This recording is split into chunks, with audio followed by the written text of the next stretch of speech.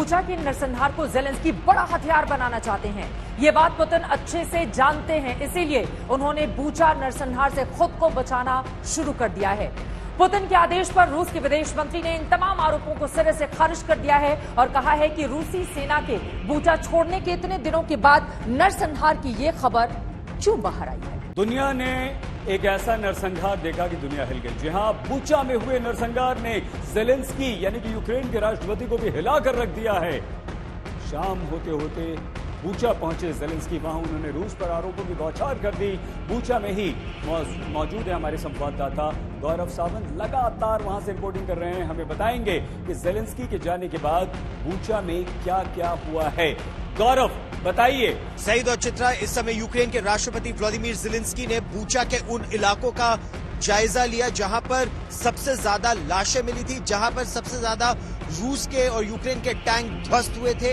एक एक इलाके में वो गए और उनके चेहरे पर नाराजगी साफ झलक रही थी और उन्होंने इसे रूस का युद्ध अपराध करार दिया है।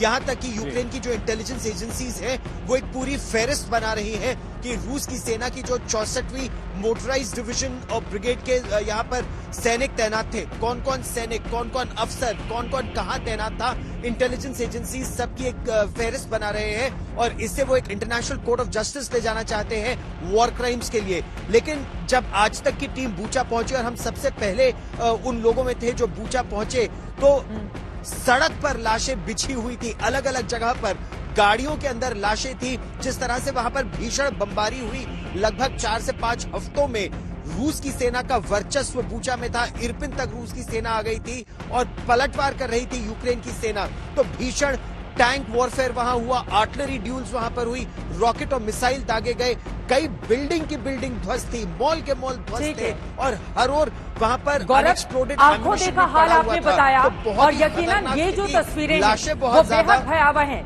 ठीक है, लेकिन गौरव इसी के साथ अगला सवाल, चूंकि वॉर रूम के जरिए दरअसल दोनों ही पक्षों को हम दिखाने की कोशिश कर रहे हैं। रूस से जुड़ा हुआ सवाल मेरा आपसे सीधा सा ये है, रूस लगातार इनकार कर रहा है।